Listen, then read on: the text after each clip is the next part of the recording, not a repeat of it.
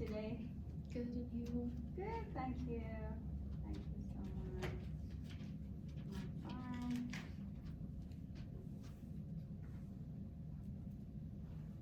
fine. Okay, so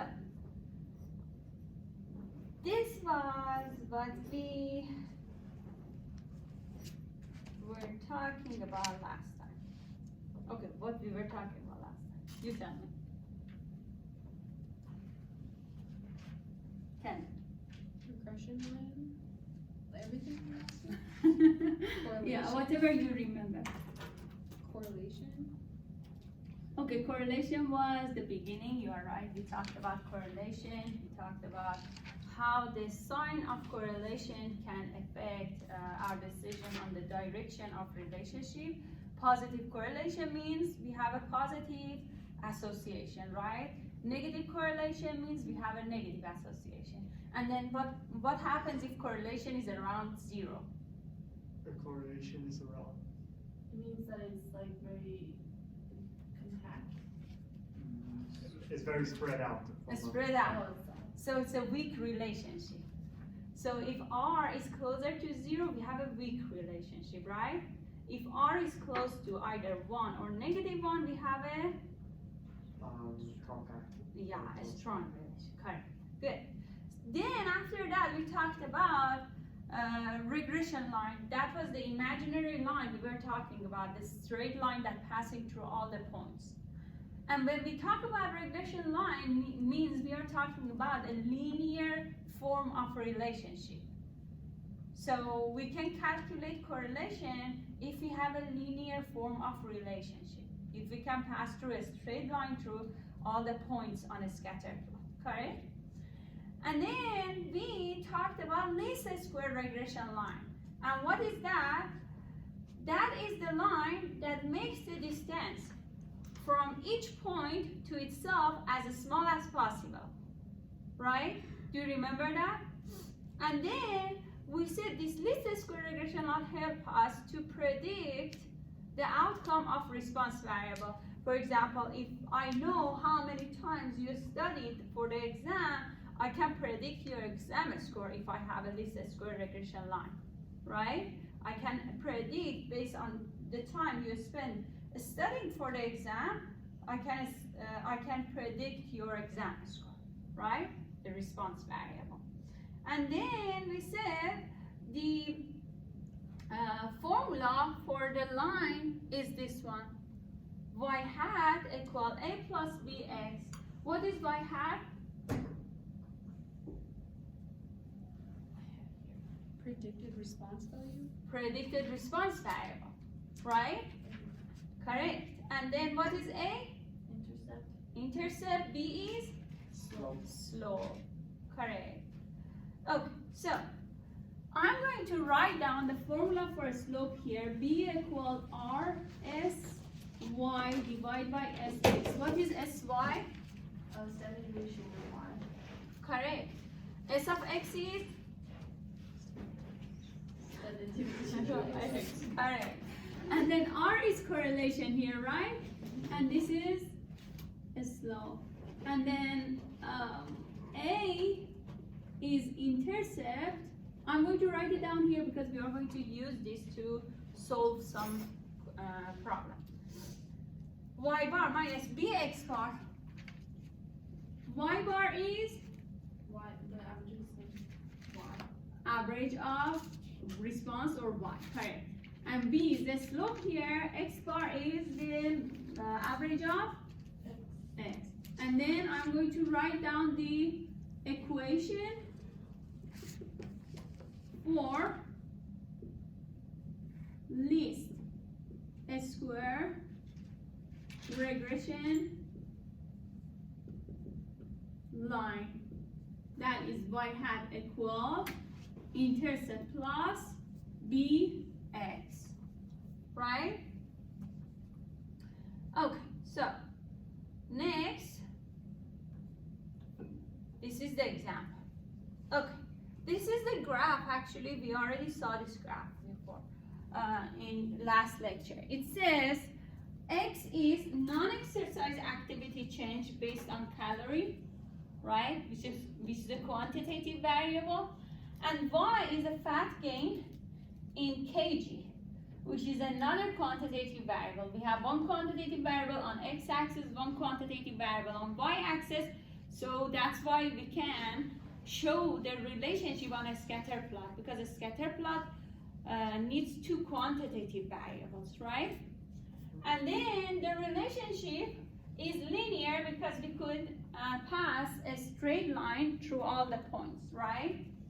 So it says if the least square, the equation for least square line is this, can we use this to predict the fat gain based on the non-exercise activities? Because X is non-exercise activities, right?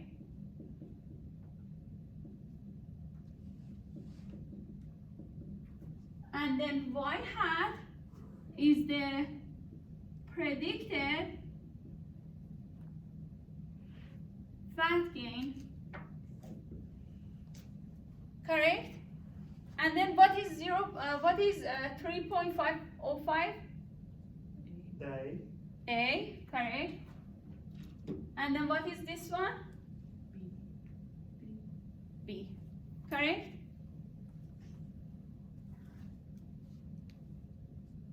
So what is a slope?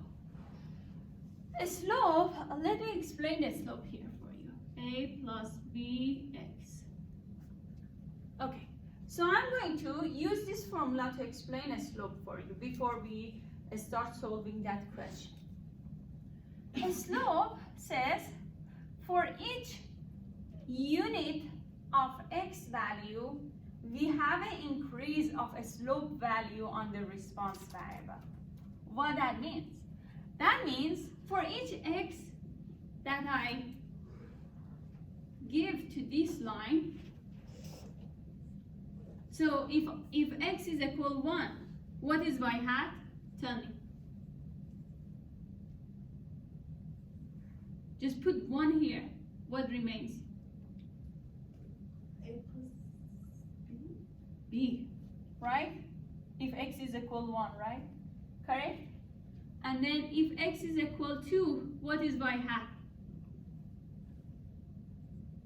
A plus 2B. 2b. Is this correct, everyone? Do you see that? And then as I increase x, what happens? Y hat increasing how many values? The value of x. The value means, so if I gave 1, 2, 3, 4, 5, 6, whatever, and increase the x value by 1 unit, y is increasing how many units? B, another B, another B, another B, right? Every time I increase x value by 1 unit, y hat is increasing B units. So this is the definition of a slope. So how to define a slope?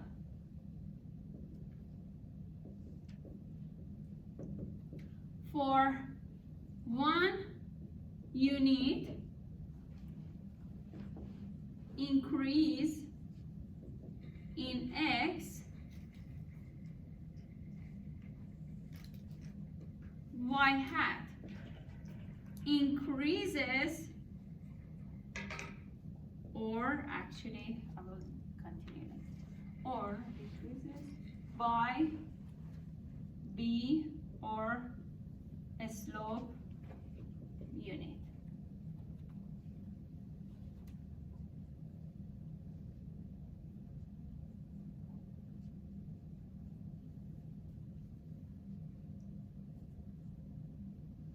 So, if x is increasing positively, if I'm increasing x by positive 1 unit, positive 1 unit, positive 1 unit, y hat is increasing positive b unit, positive b unit means increasing, right?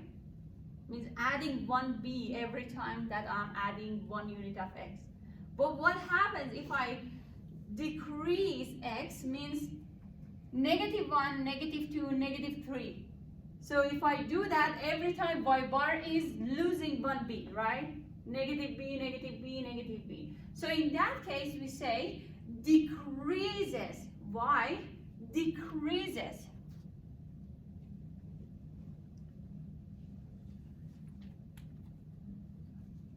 B units. So it depends on the increase or decrease of X.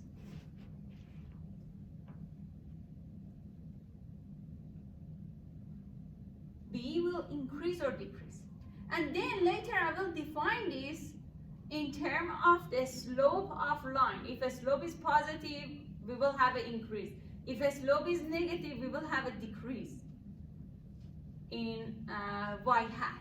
We will see that later. But just add this increase or decrease, we will get into that even more to understand what's going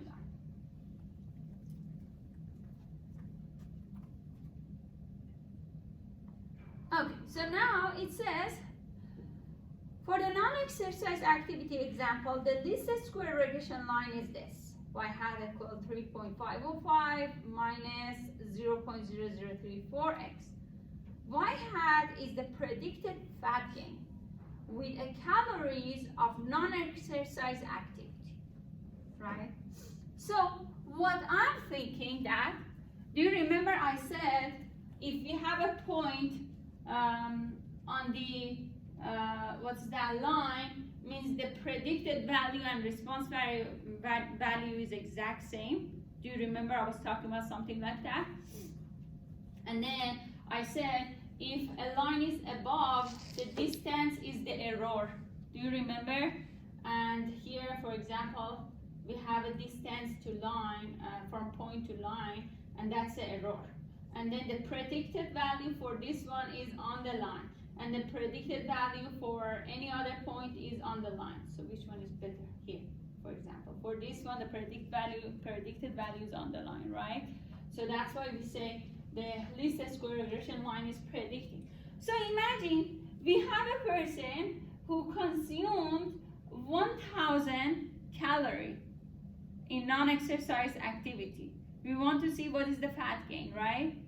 So what we do, we replace 1,000 here in X. So we will have y hat equal 3.505 minus 0.0034 X. Instead of X, we can put that person's non-exercise activity, the calorie, right? In calories. And then what is the y hat for a person who non-exercise activity was 1,000?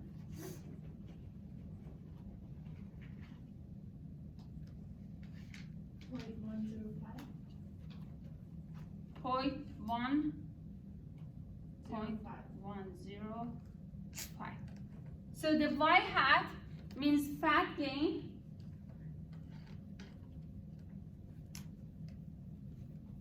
for that person is 0.15, somewhere around here.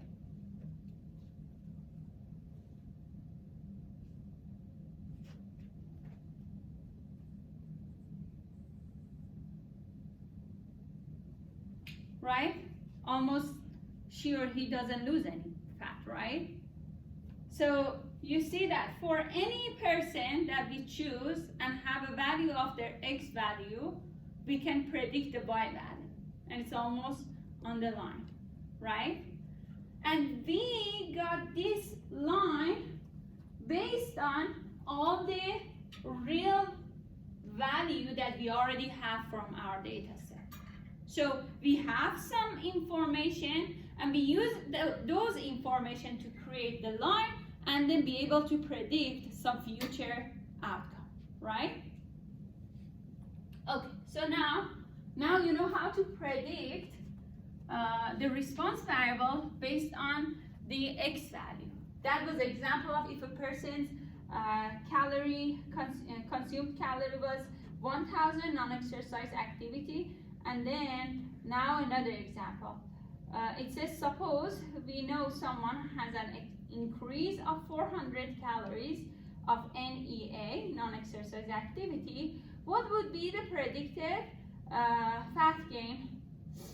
So it shows on the graph that if a person has 400 as x value, if we draw a line, what's that? Vertical line, the predicted value will be on x on the least square line, right? So this is the y hat, and you calculate it to see if you get the same y hat or not, based on the least square regression line that we already have. Do we get the same one? We should, right? And then for a person who has 400 in NEA, the fat gain will be 2 kg. Is that correct? So here they are calculating, it's 2.13, right? Correct? So now, just to refresh our memory, what is the slope of this line? Negative 0.0034. Very good. What is the sign of a slope based on the line you see? Is that a positive slope or negative slope based on the line you see? Negative. Negative. So do you see that there is a relation? There is a relation in this formula. We have a negative here, right? And the slope is negative. Correct? And then if we have a positive slope of line, in the formula here we must have a positive. Right? So this is the case. This is the case. If I want to define a slope, in this case, I would say for 1 unit increase in x value, y hat decreases. Why decrease? It's negative. Slope is negative, right? Decreases how many units? 0.0034 units. So for example, if instead of 400, now you calculate 401, this should increase 0.0034. Do you understand this? So if I, instead of 400 calorie, calculate 401, I easily know that the answer will be this one plus the slope minus this, right? Let's calculate this. So this is when x is equal 400. Now I want to see if I increase x by 401, how y hat changes. So calculate this for me. 3.505 minus 0.0034401. This should decrease by 0.034 based on what I just explained. We will have a decrease of one slope. No? Did you get that? I'm increasing x value by 1 unit, and the slope must decrease 0.0034 units, right? The slope units. So what is the answer? 2.1416. 2.1416.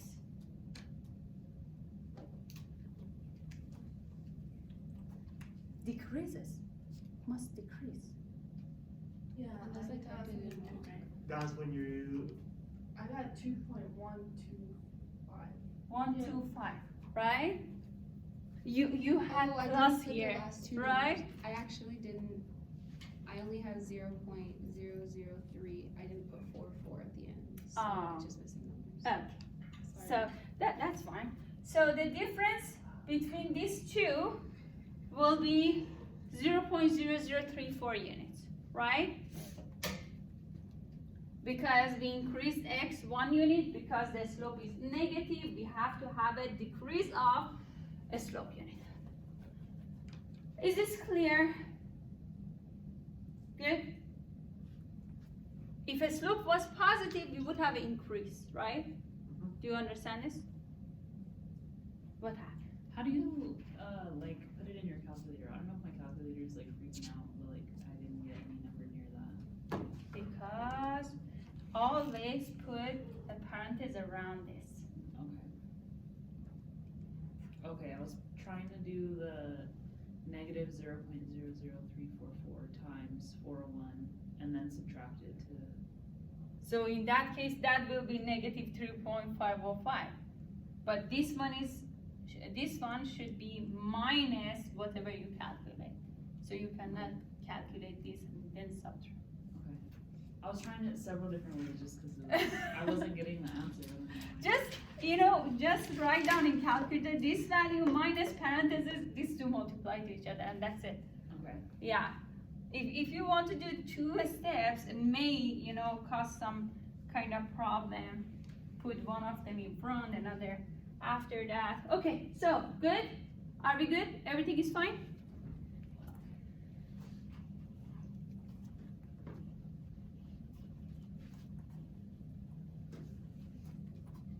Okay, so next.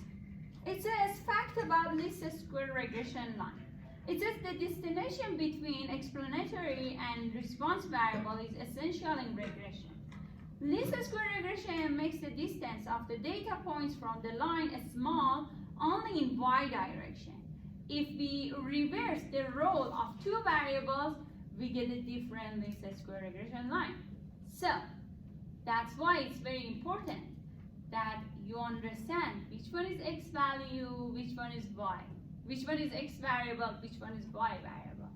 In exercise activity, non-exercise activity, if you choose non-exercise activity as y variable and the fat gain as an x variable, that doesn't make sense. That gives you different least square regression line. That's why you cannot predict y, because y in that case will be non-exercise activity. And then just think about this. Can your fat gain predict the non-exercise activity calorie? No, it's a non-exercise activity. The calorie you burn or consume is going to predict your fat gain or loss. Is that correct? So your fat gain or loss cannot go back and predict how much calorie you consumed or consumed or what's the opposite of consume in calorie? We consume calorie and we burn calorie, right? So fat gain cannot predict how much calorie you burned or consumed yesterday. So do you understand this? Sometimes you cannot, reverse this situation. Okay, it says fact 2. There is a close connection between correlation and the slope of least square regression line, and the slope is this. Why there is a connection? Okay, let's see. So, connection between a slope and R. So this is a slope, this is correlation, right? Okay, so I'm going to go back and show you the graph. Okay, so for this graph, based on your knowledge so far, the easiest question is I ask you, what is the slope of this line, negative or positive? Negative, right? Okay. As for this one, negative. And then let's go back further.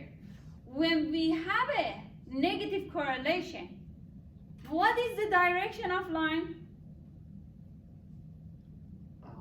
It is from upper left to downwards right. Correct? A negative association. Negative association and the same as slope, right? So if we have a negative correlation, we end up having a negative slope, right? So if you know the slope of line, if the slope is positive or negative, you can easily say the relation is positive or negatively associated, and what is the sign of correlation based on the slope of line, right? So the sign of a slope can always tell you the sign of correlation, if it is positive or negative. And then you see in this formula, B divided by S X. This is a slope. This is correlation. So, okay, let's talk about this. A standard deviation. Do you remember? Maybe you forgot, but do you remember what is the sign of a standard deviation? If you don't remember, you can go back to the formula and see how it makes sense. What is the sign of a standard deviation? Sign like negative or positive? Uh-huh. Isn't it always positive? Very good, but how you remember that? How you are saying that? Because when we do standard deviation, you do each observation by the mean of the entire observation and then divided by n minus 1, which is observations minus 1. And then you are squaring that difference, right? Yeah, and square. You always end up with a positive number, right? And then you have a square root of the whole thing, means under square root, based on mathematics, under square root, you always have a positive value, right? Otherwise, you will have a non-real number. So, a standard deviation is always, always, always a positive number, right? So this part of equation is always positive. Am I right? So what happens, what remains is a slope and correlation. Whatever sign correlation has, a slope will have the similar sign, right? Because this part is positive, right? So whatever sign correlation has, a slope will have. If this is negative, this becomes negative. If this is positive, this becomes positive. Because this one is already always positive. Do you get that? Do you understand the whole situation? So if you know the slope of line, if it is positive or negative, you can easily say the correlation is positive or negative. If you know the correlation is positive or negative, you can say the slope of line is positive or negative. Right? Everything is clear here? Okay, so where we are here. Okay, so you understood this, and then next. It says you use that the slope and correlation always have the same sign. Okay, we know this now. If a scatter plot shows a positive association, then both B and R are positive. Remember, we are talking about the sign. If I know the correlation, I cannot predict the value of a slope because we still should have the standard deviation, right? We are just talking about the sign. Okay, so it says the formula for the slope says more. Along the regression line, a change of 1 standard deviation in X corresponds to a change of R standard deviation in Y. Yeah, because this one is equal to R multiply SY divided by S of X. Right? I'm just bringing this up, right? Bringing that to numerator. Right? Okay, good. So now when the variables are perfectly correlated, R is equal 1 or negative 1, the change in predicted response Y hat is the same as the change in X. Yeah, because you will have a perfect slope. So the least square regression line always passes through the point X bar and Y bar on the graph of Y against X. So means if this is the graph, probably there will be a point here or here that the point is X bar and Y bar. Because this line always passes through the average of X and average of Y. So this is the fact about this square regression line, and this is the way it makes all the distance as small as possible. It says the correlation R describes the strength of a straight line relationship in the regression setting, and the description takes a specific form, the square of a correlation. So now we are going to talk about the square of correlation, and in statistics we use that a lot. We call that R squared. R squared, or coefficient of determination, tells us a lot about the least square regression line and the variation in the data set. It says R squared is the fraction of variation in value of y that is explained by x. Explained by least square regression line on x. So we use this then to explain how the relation is strong or weak, how the variation works in a relationship. So R squared, which is the coefficient of determination. This is another name for that. It's just simply a square of correlation, right? And it's always a positive number. And always we use a percentage of that. Like if correlation is 0.02, if we take a square of this, will be 0.04, and we say 4% of variation, something like that. We always use the percentage to explain this, correct?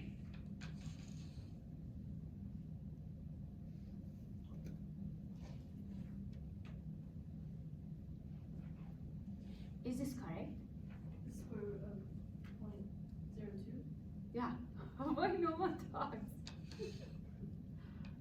I get 4 times 10 to the power of -4.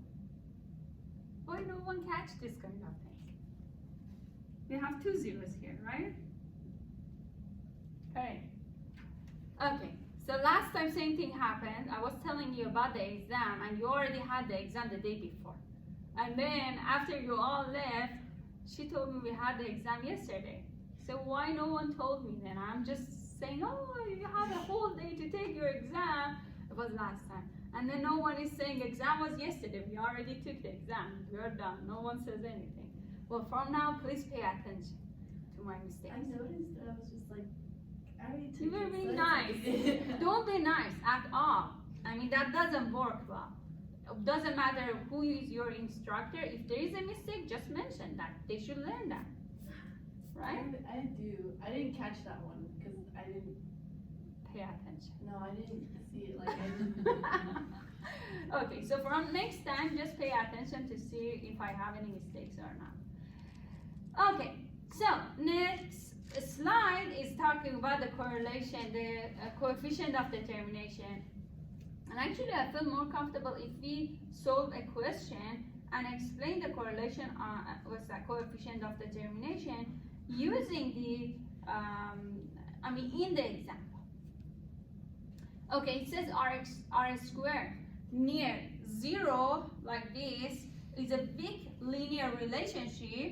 So this is very small, right? This is R squared if the R was 0.02. And then R squared close to 1 means a strong relationship. So overall, R squared is very useful. They use that to explain the strength of a relationship. It says, if we just rely on R squared, we will not understand if the direction of relation is positive or negative, because this value is always positive, right? So this is just telling us about the strength of relationship. It doesn't tell us about the positive or negative slope of line or correlation. Okay, so let's work on this.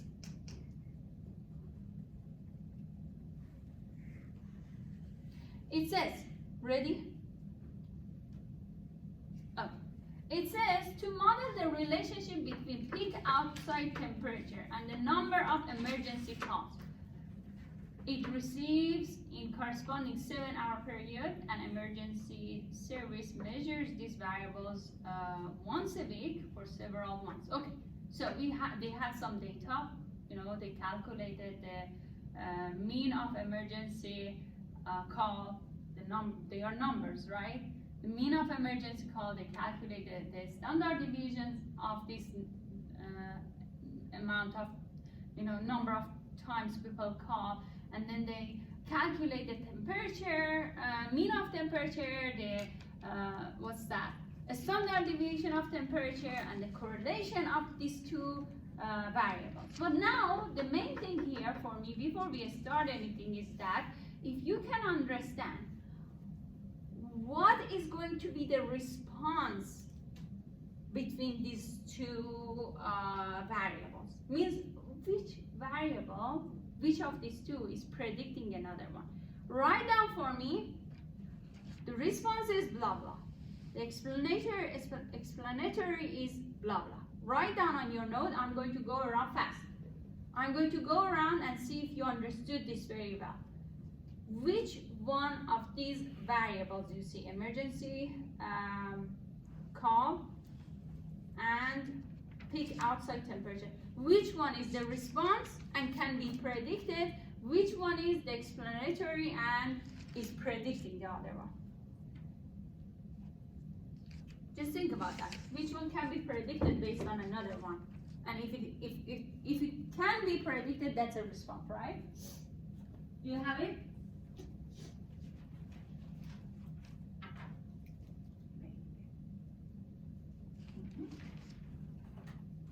Do you have it?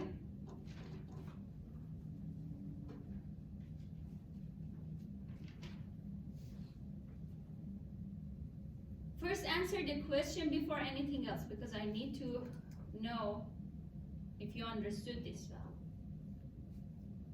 You're going to see these questions a lot. So the first step is to realize which one is X, which one is Y. Do you have it?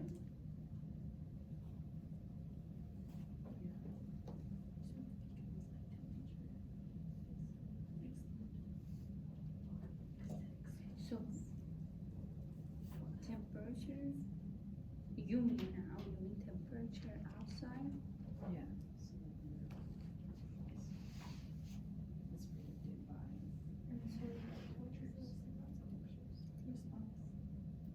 So if this one is predicted by outside temperature means this one is X and can change the region, change this, right? So it will be reversed. Yeah. So this one, change of this one can affect this one, right? And this one is predicted.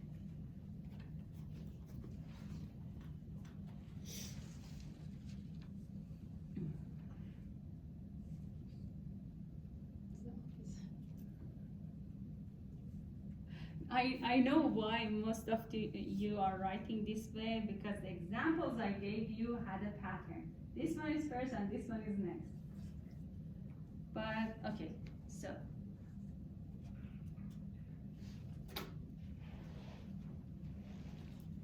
So, if this one, temperature line,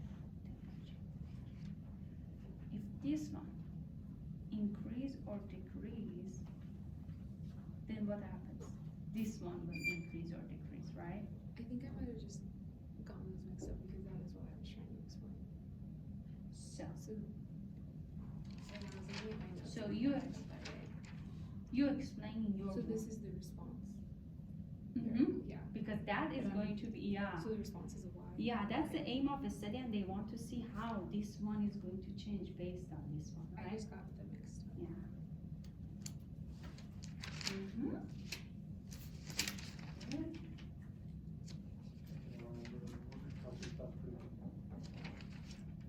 So which one? Oh, that's one. Where is that? This one predicts this one. Well, this one will changes based on the change of this, right? Okay, let me write it down. Do you have it?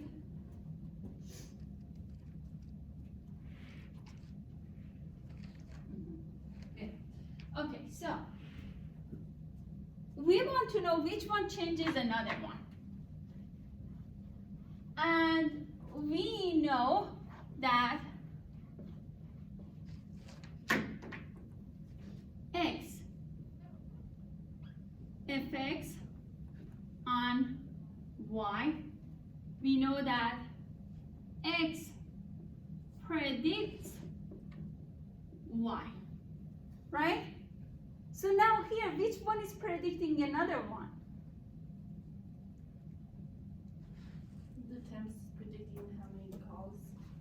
So if temperature is up or down, that will affect on the call.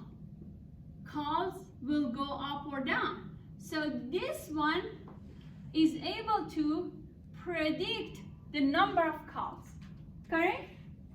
So this is the way we realize which one is which. So you write down this formula that X affects on Y, and then you will check to see which one of these variables is affecting on another variable. Which one of these variables is going to predict on another variable. Good? Okay. So now we know that which is which. This one is X, right? And this one is Y. Correct? So if this is true, here, this one is Y bar. Am I right? Because this is the average of emergency call, right? And this is the X bar, right? And then what is this? This is S of Y. This is S of X. And then this is correlation. So what happens, this is the formula we have here. We want to see what is the slope of the least square regression line. We want to see what's the intercept of least square regression line. Why? Because we want to draw a least square regression line. Write down the equation for least square regression line, right? And then in equation, we need intercept, we need a slope. For intercept, we need a slope. So we have to start from here, right? So we will write down B is equal to R multiply S of Y divided by S of X. Equal to, what is R? 0.86. 0.86? Yeah.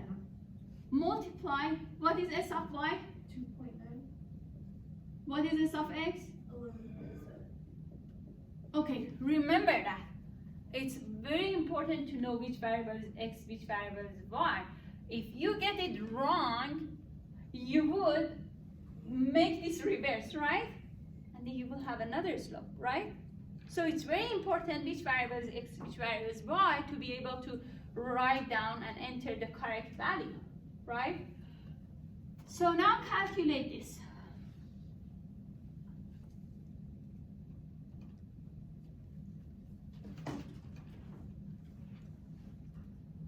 I got 0.213. Is this correct? Yes. Good. So now, I have a question before we move forward. All up here. What do you think about the correlation? What's the sign of correlation? Positive. Positive. Why? Because it has a positive association. Based on this, we have a positive slope, right? That's why the correlation must have a positive sign, right? Is this correct? So remember, as soon as you have the sign of a slope, you can say, what is the association? Positive association. Why? Because a slope is positive. Why a slope is positive? Because, why correlation is positive? Because a slope is positive, right? Okay, so now I'm going to explain a slope. A slope. The slope is positive, remember. This is positive. Okay, so for 1 unit increase in X, and then what is X value here? X variable. X variable is? The outside temperature. Good, temperature. Temperature, right? For 1 unit increase in temperature, the Y, what is Y now? Emergency calls in 7-hour period. Very good. Calls will increase or decrease? Increase. Why? Because the temperature is increasing. No. Why? Because you have a positive association. Positive association, right? Because of positive association, Y, or number of call will increase how many units? how many units increasing by? 0.213. 0.213 or slope units.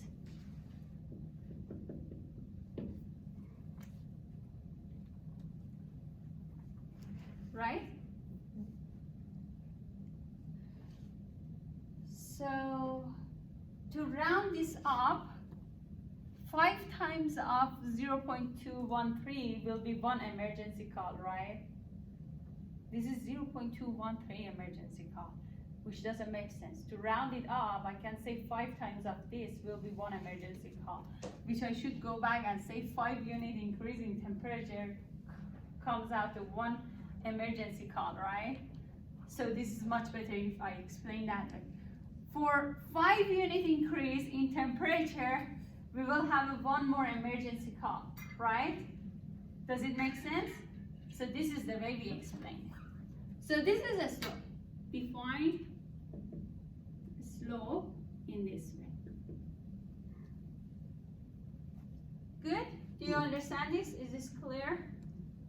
And then A is equal to y bar minus b x bar. What is y bar? Y bar is 8.5. 8.5 minus the slope is 0.213. and then multiply x bar is 86.4. 86.4.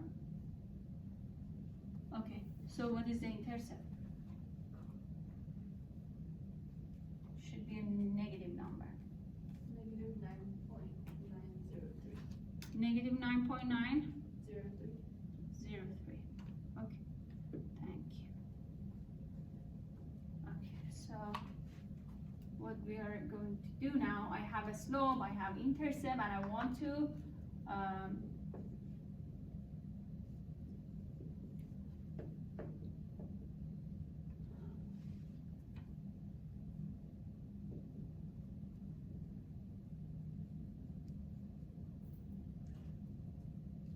least square regression line is y hat equal to a plus bx. So we are creating a line, right? Now in this line we know the slope and we know the intercept, right? So instead of a slope, we can write down negative 9.93. Oh, sorry, instead of intercept we write down this. Instead of a slope, we have this one.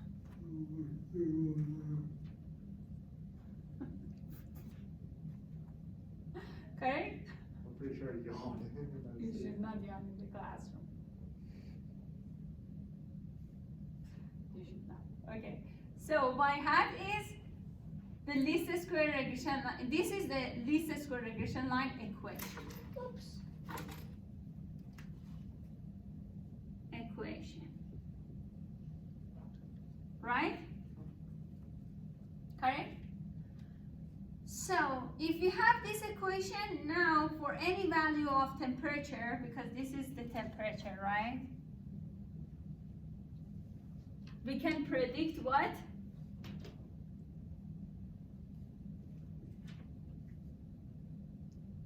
Number of emergency call.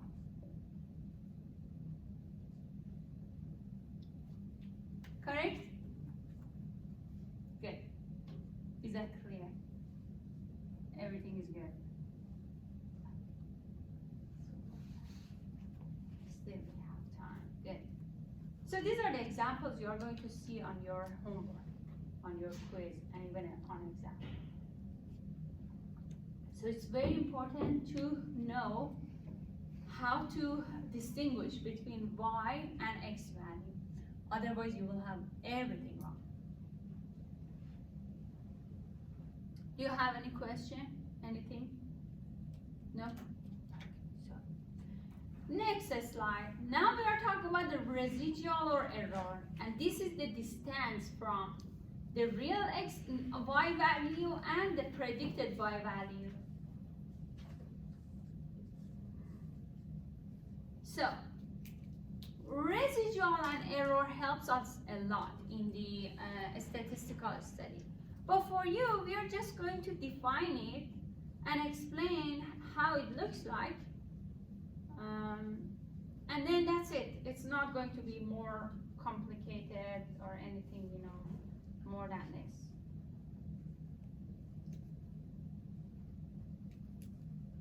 Okay, so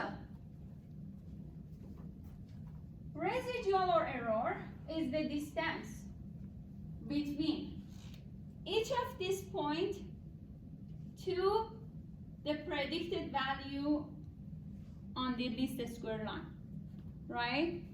So that means for each of these observations, I can have an error, right? Some of them are more, some of them are less, some of them are even zero. How? They're on the line. When they are on the line, exactly.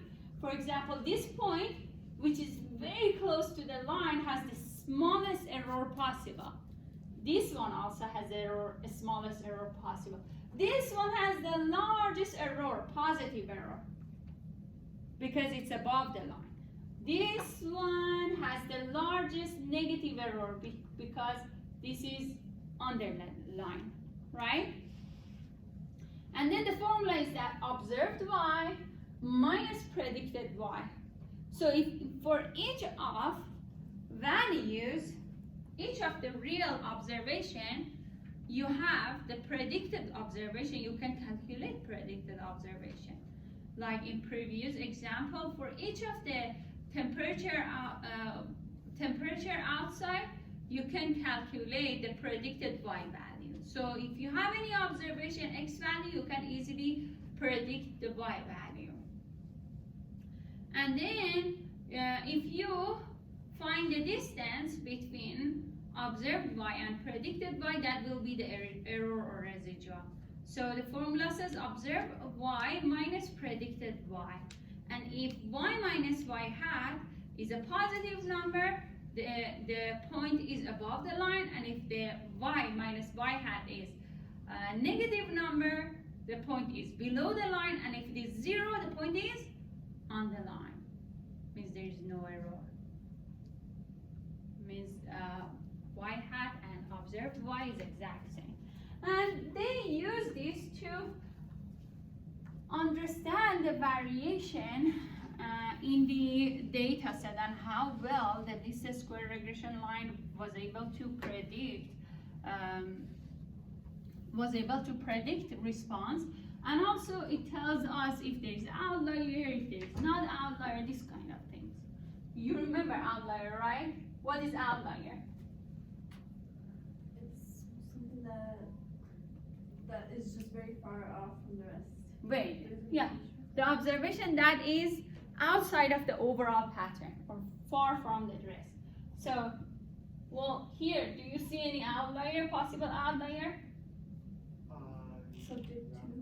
Subject 2 or subject 1 can be outlier because they are far from the rest of them which are here, right? So, if we get into more detail and explain them more, you will understand why we can use residual, how we can use the residual or error. But that's enough for you to know that this distance between observed and predicted by. Okay, so we have another example. Now in this example, we are going to calculate the error for an observation. Okay, so we have a least square regression line to predict a student's stat 145 test score from the number of hours studied. So now this was very easy, so that's why I didn't make it like a question. So which one is y variable? Which one is the x variable? Should be very easy for you. We talked about that many times. The number of hours is x and the scores is y. Correct, everyone? Do you understand this? So we are predicting the exam score, right? Good. Okay. So it says now we have, so this structure of this question is different from the previous one. Now this this provides you with the least square regression line, right? From here you can see the slope, you can see the intercept, you can predict y hat for any value. But previous question, we didn't have a slope, we didn't have intercept, we didn't have the line. We had some other information and used those information to create the line, right? But here we have the line. So y hat is equal to 46.2 plus 2.71x. Okay, so you tell me, what is the slope? 2.71. 2.71 slope. What is intercept? 46.2. Okay, good. So now, how to explain the slope? The way I defined last. Okay, let me write down. X is Number of hours studied. hours of study. What is y? Exam scores. Exam scores. Okay, so now, how to define a slope here? For the increase of 1 hour of study. 1 unit increase in hours of study. Okay, Will increase, the y will increase by 2.71. so y is Exam score. exam score will increase or decrease. Increase. Y Because it's a positive slope. positive slope. Very good. Increase because we have a positive slope. Increase how many units? 2.71. 2.71.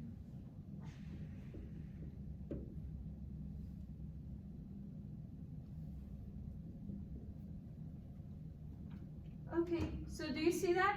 How do you explain this? For 1 unit or 1 hour increase in a study time, your exam score is going to increase 2.71 based on this least square regression line. Do you see that? So we have a positive correlation, right? Positive association, because one variable is increasing, another will increase. Okay, so now it says one student in their class studies for 16 hours and scores 87 on the exam. So I'm going to write down here. Okay, is this x or y? X. X. And this is y. And this is the real or observed value. This is the real score that the student gets. But we want to see, based on this least square regression line, how the line could predict his score. How would be his predicted score? His real score is this one, right? We know that. But based on the line, we want to predict his score. So I'm going to write down y hat is equal to 46.2 plus 2.71x. And then I'm trying to predict, this is the predicted exam score, right? And then I'm going to write down y hat is equal to 46.2 plus 2.71, and then his study time was 16 hours. So let's see what is his predicted exam score. 89.56. 89 point. 56. Is this correct, everyone? Yes. Good. So, in reality, he got 87. But based on the information, based on the whole data set we had previously, he could get up to 89.56. So, there is a residual or error here, right? And then later I will explain what's the cause of this kind of error, possible cause of, him not being able to get 89.56, and he got lower. So first of all, let's calculate error. Error is equal to, which one was the first one? Observed y? Observed y minus predicted y. And observed y for this person is, 87. and then predicted is, 89.5. and then error is negative something, right?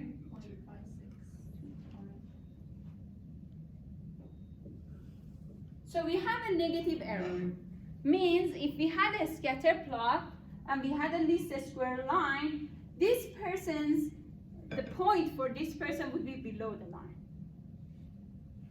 And then he's losing some point. In reality, he got 87, but he could get up to 89. What is that for?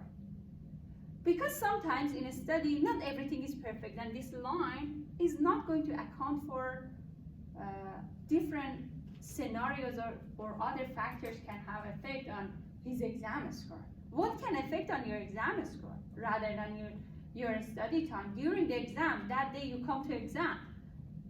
What can happen and what can go wrong? What do you have in your mind? The number of questions. The number of questions is exhausting, and that can affect on your exam score, right? What else? Not enough time in the exam time, right? And you're under so much stress. And what was that? Sleep. He didn't sleep well, which is other factor could have effect on his exam score, right? And then what other thing that during the exam you experienced? Your pencil doesn't have light. Yeah, and then that causes a stress, right? And then one time in my very important exams, like every 3 months, we could have that exam and TOEFL exam. And I went to the exam room, just right above me, that lamp was flickering. Oh my God. It was awful. And this is distracting. This is very distracting. And then I asked them to change my place. They couldn't find any spot because it was packed. And I had to deal with that lamp all the exam time. And I thought I'm not going to do well in the exam before even my exam score was, showing, and they sent it to me. And I had to again, register for the exam just because I was scared. If I don't get a specific score, I cannot apply to a university. I got the second exam, and my second exam was just 2 points better than my previous exam. 2 points was because of that. No, really, it can. There are lots of effects. Like sometimes the other class has so much noise. What we call this? There are some variables that can have effect on your exam score in this study, for example. But the person who was collecting the data was not accounting for those variables. We call those lurking variables. And this is actually the last slide of this course. Lurking variables are the variables that can have effect on the study, but the person or researcher or whoever is collecting data is not accounting for those. And those variables can have effect on the response, right? And that cause errors like that, right? So if there are many errors in the study, there are something that people or researchers are not accounting for. And they have to go back and see what's going on, how they can improve their study or experiment to get a better result, which is very closer to the predicted result, right? Okay. Do you have any question? So now you learned another thing, we call that lurking variable. It says, let me see, explain the slope, we already did, right? Do you have any question about that? Okay, very good. And then what is the residual? We already calculated that too. Okay, so influential observation, we kind of talked about that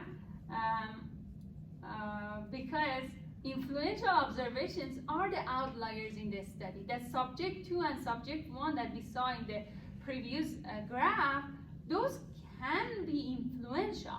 Why do we call that influential? Because they can have effect, serious effect on the creation of least square regression line. Because what happens is that, do you remember resistant, non-resistant? So mean was not resistant to the outlier because it could get affected by outlier very easily. A standard deviation can get affected by outlier very easily because it has mean inside the equation. But quartiles, they don't get affected. So quartiles are resistant. What else was resistant?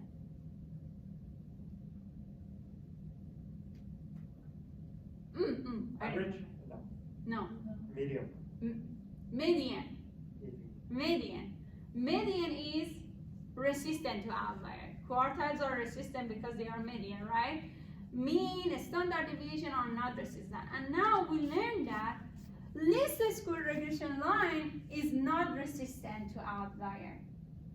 Correlation is not resistant to outlier because in correlation we are accounting for mean too, right? If you go back to the formula for the correlation, you will see we have the mean. So correlation can easily get affected by an outlier, and the observation which is getting affected, what's that? The observation that causes effect on correlation or least square regression line, we call that influential because they can have influence, negative influence on the line or regression line. Correlation. So if we go here,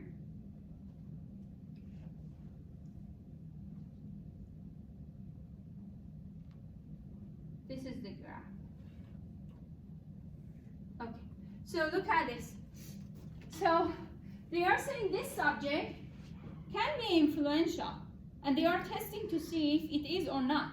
How they test it? They remove this from the whole data set and they recalculate the correlation.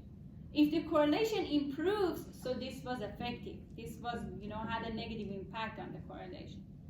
And then if it doesn't, so it's not influential. So they are saying, before removing this, we had a line that was like this, right? And then after removing this, when they recalculated everything, slope, intercept, correlation, the line moved down. So this has an effect. Like this had, is this positive slope or negative slope? Positive slope.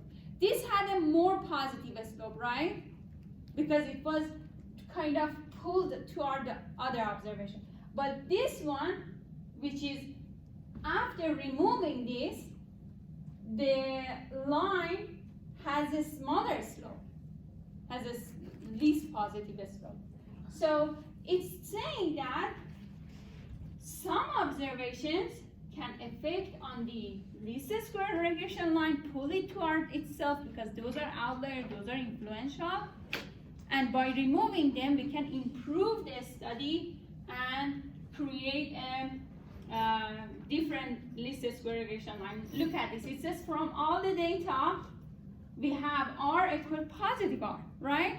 And then after they remove that observation number 2, then this is a huge effect. Like first R was positive and then all of a sudden R is negative, which is a huge effect. So some observations can be influential if they can have effect on the correlation or least square regression line. What time is it? 23. I still have 2 minutes. Why did you pack everything? I thought I'm overtime. I'm not. 2 minutes. Okay. Do you have any questions? No? Are you good? Everything's fine? Okay. So there are just 2 other definitions that, well, I talked about lurking variable. I talked about what's that? Ecological correlation. I'm going to wrap it up very fast. Okay. So ecological correlation is a correlation based on the average of values instead of individual values. So imagine if I want to find out the relation between your income and your age. So if I go income, monthly income, and compare that with your age, I will definitely get the different result than if I compare your average of income to your age, for example. How this can have effect, because the average is, what's that, can easily get affected by one of your huge paycheck, right? So that can change the results. So we cannot rely on the average of income if we are going to compare your age and your income. We should go individual income, so remove any negative effect of like outliers or anything like that. So we should always, in calculating correlation, be careful about something like this situation, ecological correlation. And there is an example. Take your time, read this example when you are home, when you are reviewing everything. And then extrapolation. This example is example of when comparing your age and height. So after a certain age, your height is not going to increase anymore, right? So the data you get is from like a few months old to maybe 18 or 20 years old, and then you create a least square regression line based on this data. And if you want to do any prediction, the data you are going to get to put in this equation, like your age, you want to predict your height based on age, the data should be between this boundary. If we exceed this boundary, we are going to get a wrong result. We cannot use this information to predict a height of a person who is 45 years old, right?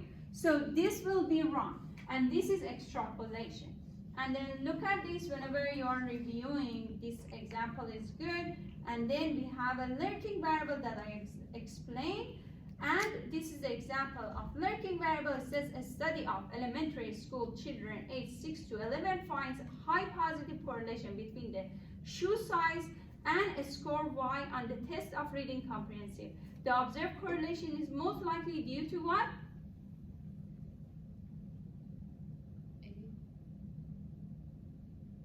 The effect of what? The lurking variable. Lurking variable of age. See, students are between 6 to 11 years old, right? If they are 6 years old, they are not doing good on the exam, right? And the shoe size is small because of their age, right? And the person who is 11 years old will do good on the exam because they are older. Their age is higher, right? And then the shoe size is higher. So we cannot compare the shoe size and how they are doing well on the exam, because they are doing well on the exam because of their age. So age becomes a lurking variable here, and the person who were collecting data were ignoring that, and he or she thought there is a relation between the exam result and their shoe size, right? Okay, so that's it for today, and we are done with chapter 5. And if you don't have any question, I will see you next time. Maybe in the beginning we review a little bit of this